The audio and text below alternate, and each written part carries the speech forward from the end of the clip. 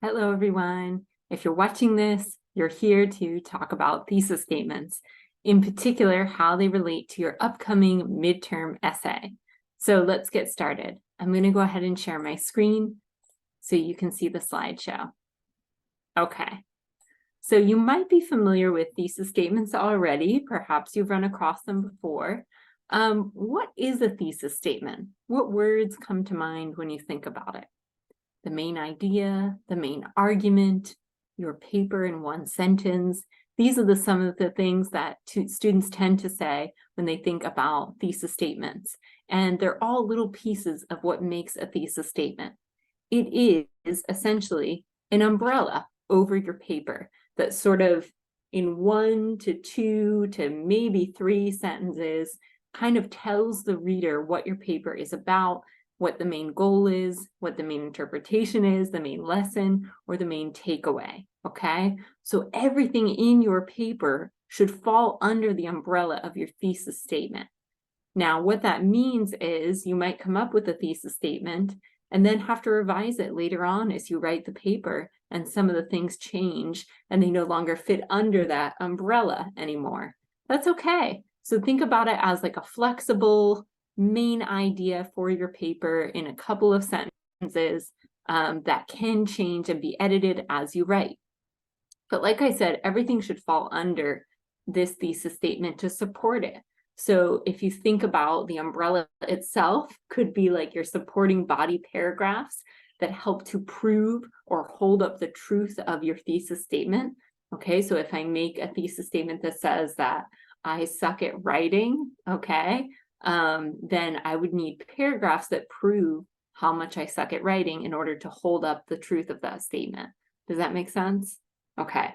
And underneath of that, in order to have solid supporting paragraphs, you would have evidence from my own life of sucking at writing, perhaps, and also, in our case, connection to the text. It's Great to Suck at Something by Karen Rinaldi, because we do need to fold the book in to our paper. So we're going to use that to tie in, evidence and show the significance of the suckage, okay? So that's kind of a very broad way of thinking about the thesis statement. The other thing that thesis statements do is they keep showing up throughout your paper. Now, I don't mean verbatim. I don't want you to copy and paste the thesis statement into every body paragraph. What I mean by that is that you have your thesis statement typically in your first introductory paragraph, but then you prove different pieces of it, or you explore different pieces of it throughout your paper itself. So even though it's the umbrella, it's the main idea in 1 or 2 sentences, I might have to break it down as I go through the paper and prove different parts of it a little at a time. And that's the best way to do it because it comes across organized and it says, okay, first I have to explain this before I can explain this, right? For example, like if I'm an English professor writing about sucking at writing, I might have to explain myself first and say, what do I mean by sucking at writing? Don't I do that as a profession and teach it as a profession?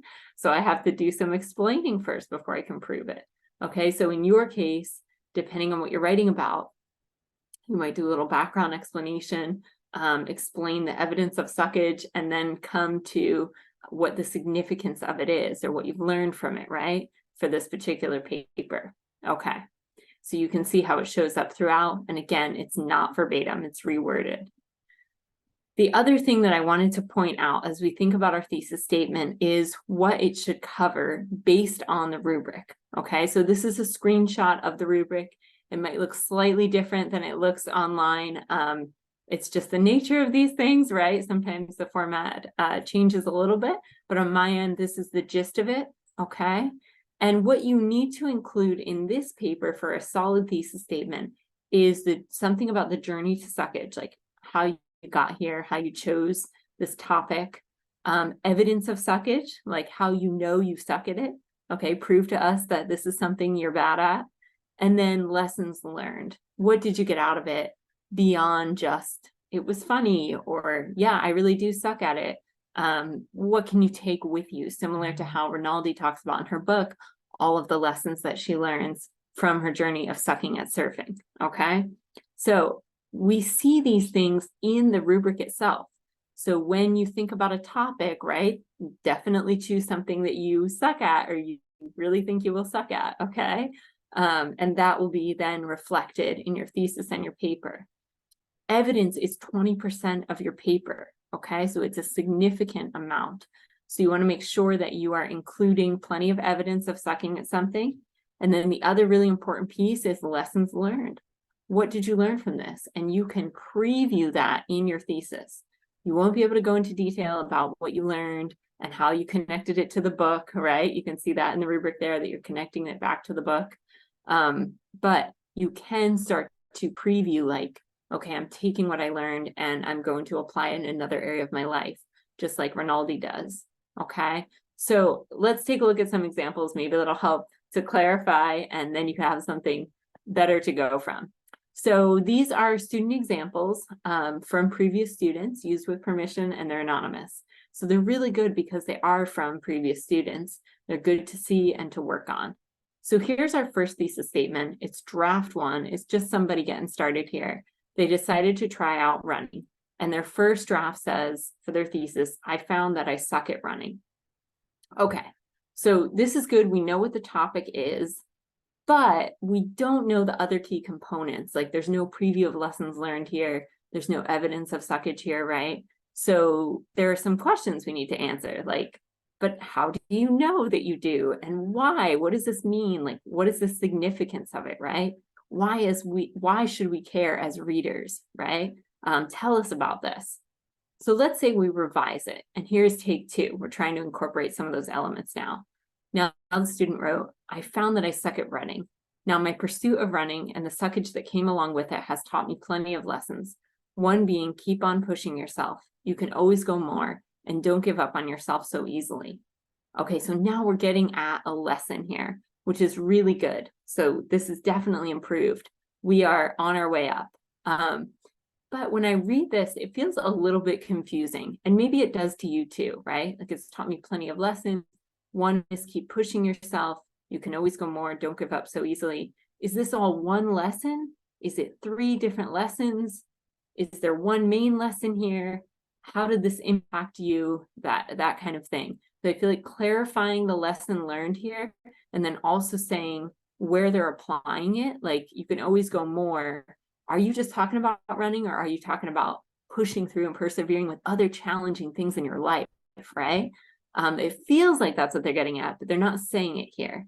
So we can revise a bit more, right? Let's try it again. Here's the third draft. I found that I suck at running. Over the last month, my pursuit of running and the suckage that came along with it has taught me plenty of lessons, including not giving up on myself, self-discipline, and applying my newfound endurance to other things in my life, like schoolwork. Okay, this is a 5-star thesis for this paper, right? We know the topic. We know what happened. They tried it for a month. They've learned plenty of lessons, so multiple lessons, including not giving up on themselves, self-discipline, and they're applying their newfound endurance to something else like schoolwork.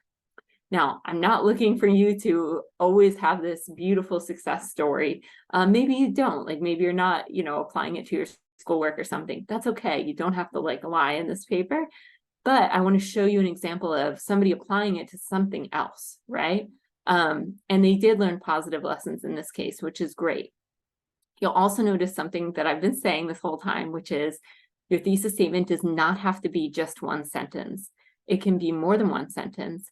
I would recommend 1 to 2, on the very outside 3, okay? But you can say your main point, in 1 to 2 sentences for this paper, given the length of it, okay?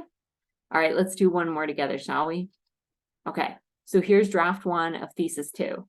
My pursuit of baking and the resulting suckage has taught me many things. Okay, so we know our topic, we know they suck at it, baking, right? And we know they learned many things, but it's not very specific yet, right? We know we can do better than this. So what did it teach them, and what impact did it have? That's what we're interested in. Let's see if we can hint at that at least in this thesis. Draft 2. My pursuit of baking and the resulting suckage has taught me many things, including the ability to laugh at myself and the resilience to withstand criticism in front of others. Much better, right? So maybe here, what's learned is that you can laugh at your mistakes and sort of, you know, suck it up if your family members are sort of taking jabs at you and saying, yeah, you're really bad at baking. Look at these cookies that are burnt or whatever it is, right? And I hope people aren't mean to you about this, but in this case, you know, they gain some resilience, right? The one thing that I would say they might be able to go a little further here is to elaborate on any impact. So is this resilience? Is this just with baking? Like you're going to continue to bake and feel resilient and be able to keep going? Or is there something else you're getting at here? That's what I think could be clarified. So they added one more sentence here. So now we have 2 sentences for this thesis. I'll read it from the top. My pursuit of baking and the resulting suckage has taught me many things, including the ability to laugh at myself and the resilience to withstand criticism in front of others. This has had a positive impact both in and outside the kitchen and is a skill I hope to develop beyond this course. Beautiful. Okay, so we know it's had a positive impact outside of the kitchen too. That's great. We don't know the details, but that's okay. They're just giving a little hint of it here, right? And they hope to develop it beyond this course. So that's wonderful. Again, you don't have to have all these positive things going on if you don't. But I do think hitting on those key components, right? What are the lessons learned? What's the impact here? How do you know you suck? What did you suck at? That kind of thing. Those are things to hint at in this thesis statement. And that's how you get the 5-star thesis. Okay. So for this particular paper, when you go to write that thesis, some of those body paragraphs are going to look something like this. You're going to have to cover your journey to suckage at some point, usually in the beginning. How'd you choose this activity, right? How do you know you suck at it? You're going to have evidence of suckage, like a funny story, an example. Think of some of the things that Rinaldi writes about. You can write something similar about what happened to you. This is like your active research, right? You're saying what happened to you. And then you need a couple of lessons learned that tie back to Rinaldi's book. Okay, so she in every chapter has lessons learned. They're listed at the beginning of the chapter, and then she goes over it in the text itself of what she learned and how she learned it through her journey of suckage. That's what you want to do. Okay, so in the first few paragraphs here, you might have your evidence is your journey to suckage, your evidence that you do suck at it. But then later, when you go over your lessons learned, not only are you having evidence from your own life, but also connecting back to Rinaldi and how that fits into our text, right? Did you learn a similar lesson to her? Did you learn something completely different? Is there a place that it reminded you of what she went through? Is there a place that contrasts with what you went through? And you could mention that too, okay? All right, so that's a little preview of where we're going here with those thesis statements. I hope that's helpful. I look forward to reading your thesis statements, and I'll see you online. Take care.